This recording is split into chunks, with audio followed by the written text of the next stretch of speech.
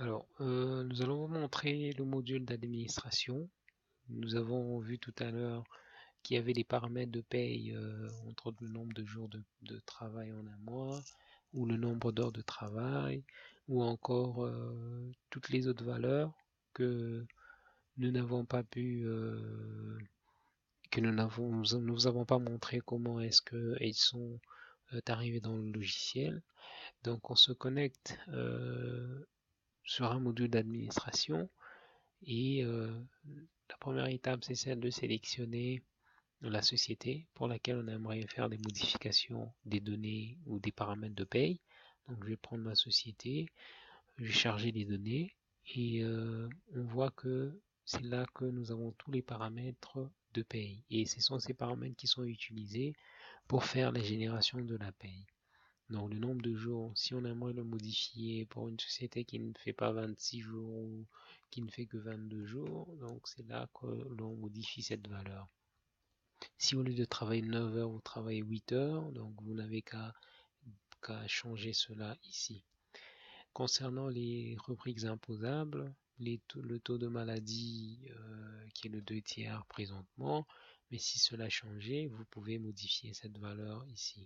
Si vous payez des heures de nuit avec un taux spécifique, vous le modifiez. Si vous payez la prime d'ancienneté et que nous sommes toujours à 5% par an, donc vous allez laisser cette valeur-là.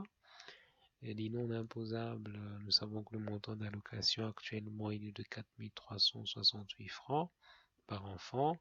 Donc on met cette valeur ici. Et concernant les retenues, le taux INSS, la quote-part ouvrière, elle est à 3,5%.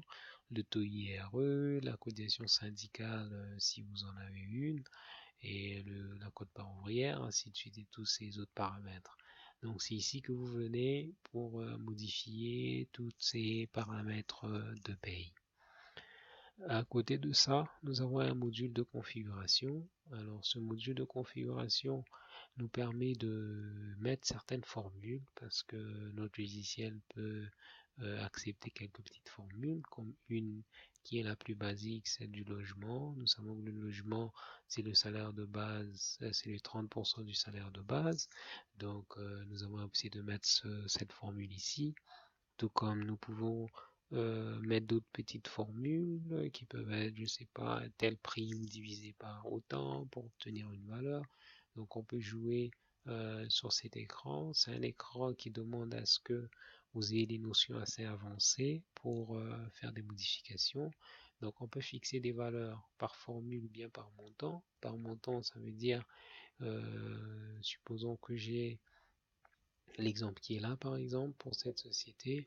Je me dis que pour je vais payer une valeur de 80 000 francs, la devise c'est en francs congolais, le type c'est un montant, donc j'aimerais payer ce montant pour la rubrique transport à tous les employés de cette société, pour cette société, à tous les agents, c'est comme ça que je mets matricule all, et tous les agents pour cette catégorie-là, la catégorie CD1, et tous les départements, toutes les fonctions, ainsi de suite, et je mets ça comme étant priorité 1. Priorité 1 parce que je peux avoir d'autres configurations de priorité 2, de priorité 3 dans lesquelles cet agent peut se retrouver. Donc les formules seront affichées en termes de priorité. Je peux mettre un taux de change éventuellement. Alors je peux soit activer cette configuration ou la désactiver, ainsi de suite. Donc les détails de ce module, nous avons le manuel d'utilisateur qui vous est fourni, qui vous explique comment est-ce que vous pouvez paramétrer cet espace ou paramétrer les différents éléments de calcul de paye pour une société spécifique, et nous sommes toujours disponibles. Notre équipe de support est toujours là pour assister les différentes sociétés à faire leur paramétrage.